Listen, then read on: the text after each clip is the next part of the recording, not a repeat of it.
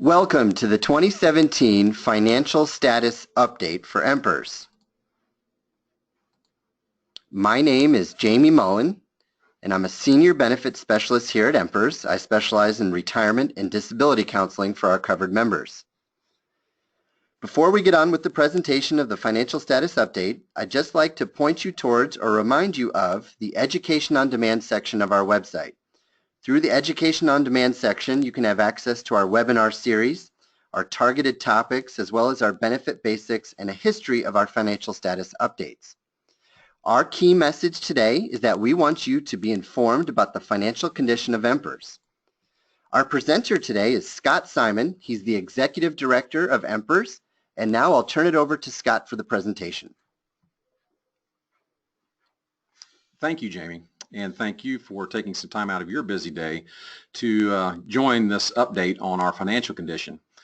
Before I get started, I want to say a couple of things. One is, try as I may to make this a short presentation, that's very difficult to do and cover the subject matter that we want to cover with you. So I'll do my best to keep it very high level and hit a few points and keep this as short as I can. And then, of course, if you have any questions, we encourage you to submit those to us. One of the things that I will not spend much time on, or any time for that matter, on with this presentation is a historical analysis of why we are where we are in terms of financial condition. If you're interested in a refresher on that, I encourage you to go to last year's update, and I believe if you'll fast forward to about the 10-minute mark, you will find the update on that historical aspect of this update. So with that, I'll just jump right to the presentation. The objectives for today are, one, to give you a funded status update, give you a refresher on our annual valuation process, let you know that we've got an experience study forthcoming and what does that mean, and then close with why does all of this matter. So the funded status.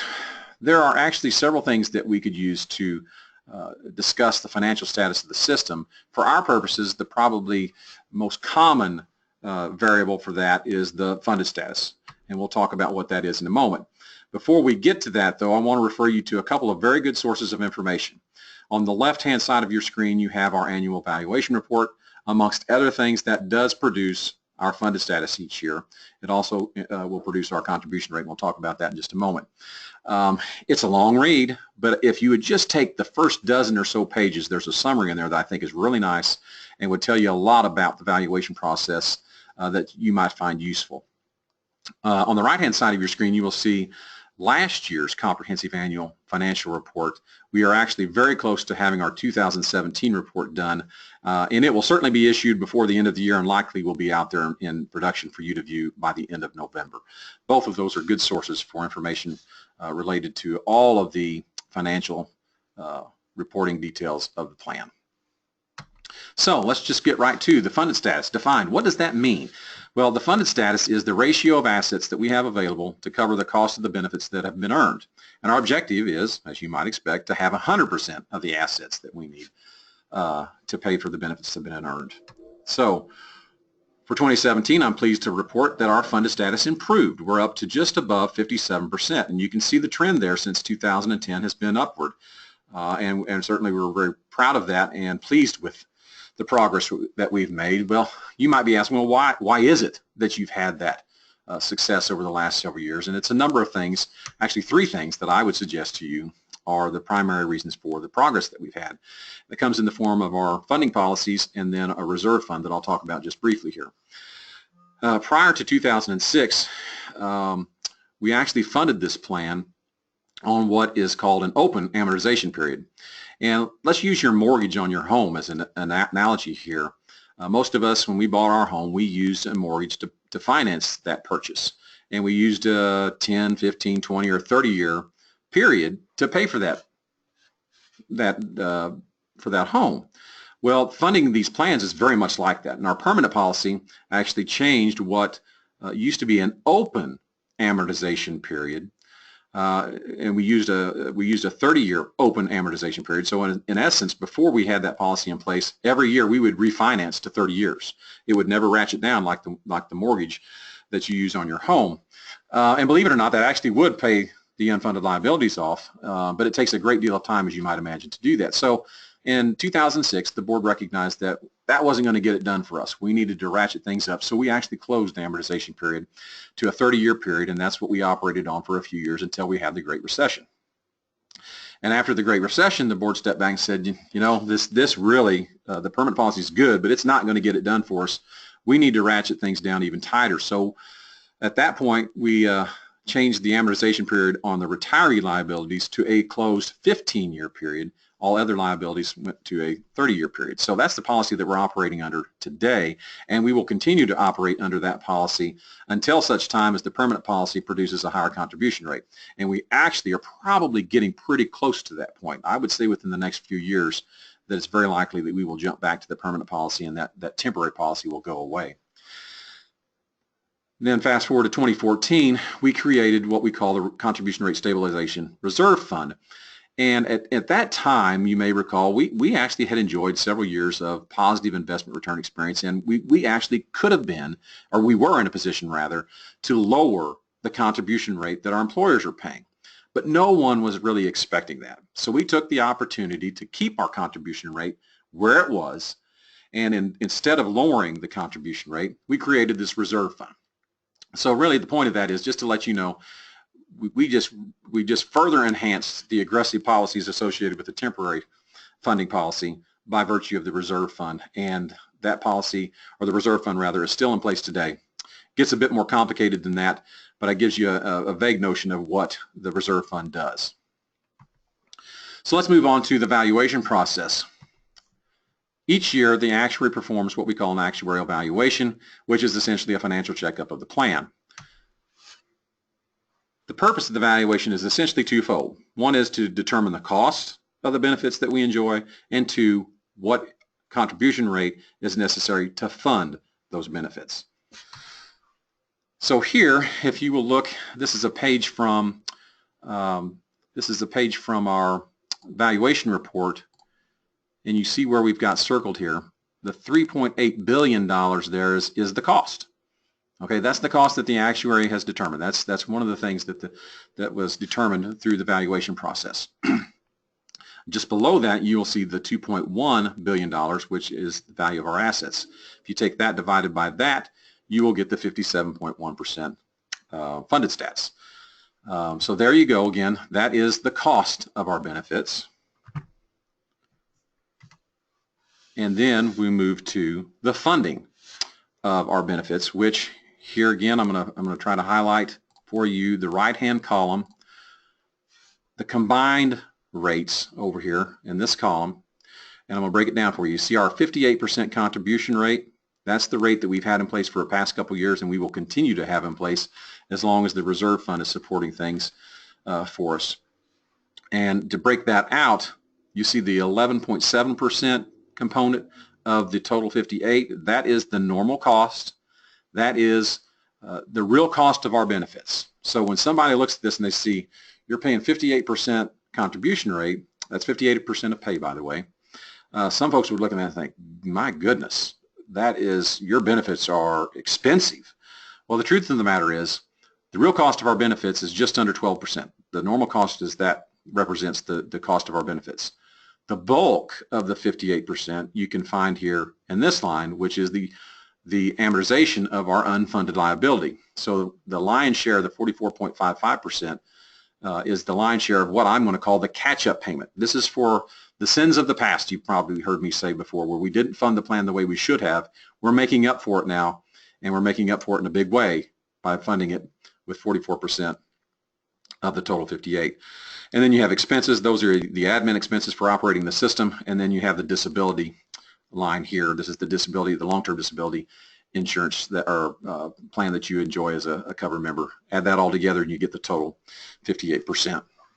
So there we went and we covered the cost of the benefits on the previous slide, and here we're talking about the rate necessary to fund those benefits.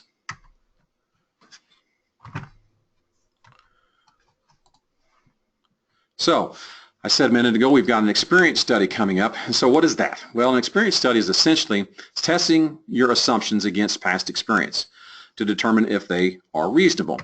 So some of the assumptions that we have in place are economic, some of the assumptions we have in place are demographic. There's a number of assumptions, and this is just a small subset of the assumptions used to determine not only the cost of the benefits that we enjoy, but also the funding for the benefits that we enjoy. So it might help if I jump forward here for just a minute to this funding equation, the C plus I equals B plus E. The right-hand side of the equation being the benefits plus the expenses. Those things are pretty much set. The benefits component is set by the legislature. And for all intent and purpose, unless there are a change in benefits, the B is fairly set. Now, it will increase, as you might imagine, as inflation rises. Or let's take a step back, look at the demographic assumptions, or let's take mortality, for example. If people start living longer, which they are, if mortality improves, then people are living longer and therefore receiving their benefits longer, and by virtue of that, that makes the B in the equation higher. Okay, so go back to the left-hand side of the equation, the economic assumptions, and the investment rate of return assumption is the one that gets the lion's share of the attention. Our current return assumption is 7 3/4%. Going back to the equation here, there's likely going to be pressure on our board to review that 7 3/4% return assumption. With our experience study, financial consultants are saying returns in the future are not going to be what they've been in the past, and because of that, it's not unlikely that we will change our return assumption. So if we lower it, let's say, for example, we lower it to 7.5% rather than 7 3/4.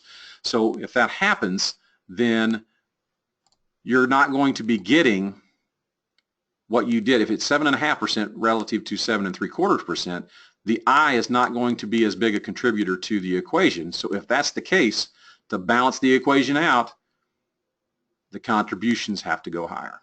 Okay, so that's why the experience study is important. It reviews all of those assumptions and makes sure that they're reasonable, that our actual experience is very close to those assumptions, and if it is, great. If it's not, we adjust those, and that will have implications on the funding of the plan. So that's why the experience study is important, and the results of that experience study will be coming to us in February of next year. So this is a little bit random here, but I did want to include this slide in the presentation. This is out of the valuation process, and I wanted to spend just a couple minutes on this, and I hope that I don't confuse you by it, but I think it's important that you know. The first point, there's 2 points I want to make. One is, we just talked about our return assumption is 7 3/4%. So there you go. There you see it. For our purposes, for Emperor's purposes in funding this plan, anything below 7 3/4% is viewed as a loss. Now for you and I as personal or individual investors, we would normally think anything below 0 is a loss. Anything above 0 is a gain. That's not the case for us. Okay, so that puts a lot of pressure on us. The only way we can say we've had a gain is to have a return in excess of 7 3/4%. It's a pretty lofty goal. We know that's not going to happen. This is a long-term return assumption, and we realize that from year to year we're going to be above it, we're going to be below it, but over the long term we hope to realize that 7 3/4%. But just realize, for our funding purposes, anytime we're below that 7 3/4%, it does put additional strain on the funding of the plan. The other component I want to mention to you is what we call smoothing. Just for example, we have last year, if you look down here, we had just north of a 1% return. This year we had just north of an 11% return. Well, the variance in that would have significant implications on our employers, because that variation would result in our contribution rates shifting dramatically from one year to the next, because you just don't know what the markets are going to provide to us. And that's a pretty extreme example, 1 all the way up to 11. So try and balance that. We apply a smoothing mechanism where we actually smooth our gains and losses over a 3-year period.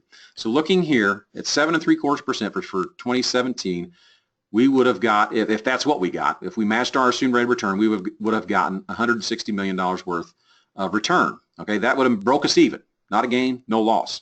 We actually had $220 million worth of gain in total because we had the 11% return.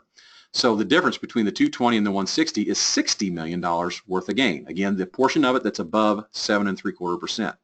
Instead of recognizing all of that at once for funding purposes, we actually break it down and recognize it over 3 years. Okay, so there you'll see 1/3 of it there. In 2018, you'll see another third of it. In 2019, you'll see the final third of it being recognized. So my point in that is to sometimes our results may not be what you would expect, because if, for example, we had a large loss in the pipeline, and then we had the following year we had a small gain, the small gain might not be enough to offset the large loss, and we might have a decline in our funded status. So you've got to look at those details to understand why it is that our funded status does what it does. So again, that's a very brief, high-level overview. Just wanted to point that out for you.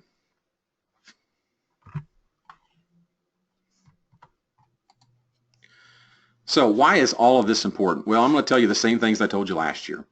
Our employers must have an attractive and reliable benefit to facilitate their recruitment and retention efforts. If it's not serving a recruitment and retention purpose, there's no point in having this benefit. It's from an employer perspective. From a member's perspective, you must have confidence that you can count on these benefits. And then lastly, the taxpayers must find these benefits and the costs associated with them to be reasonable. And one other component that we don't spend a lot of time talking about is the economic impact that our benefits provide. Here is a table, or a picture of the state of Missouri, showing the economic impact that EMPERS has in every county across the state. We're a relatively small system, but I think it's surprising to me to see the economic benefit that we have in every county across the state. And in particular, if you look at Cole County, for example, the hub of state government, you see that we issue over $33 million worth of retirement benefits to retirees living in Cole County. I'm pretty confident that Cole County would miss that $33 million if we didn't have this defined benefit that we all count on and enjoy. So I would encourage you to take a look at that. Look at your home county and see what a difference it makes there, and then think about the other defined benefit plans across the states. Moser's, for example, or the teachers' retirement system. If you included those benefit payments in this chart, it would be a profound number that you would see, and has a significant impact on the economic activity of the state. So, in closing, I think we've covered the objectives that we identified up front. We have acknowledged the funded status has improved up to 57.1%. We gave you a little bit of a refresher on that annual valuation process. We let you know that we've got an experience study forthcoming, and that will be coming out in February. And then lastly, why does all of this matter? Jamie? Well, thank you very much, Scott, for that presentation. Thank you to all our members and stakeholders for joining us. If you have a desire to seek out more information about the EMPERS covered benefits, please visit our website, empers.org. And also, you can email a benefits specialist at any time. Our email address is empers@empers.org. Thank you very much for attending.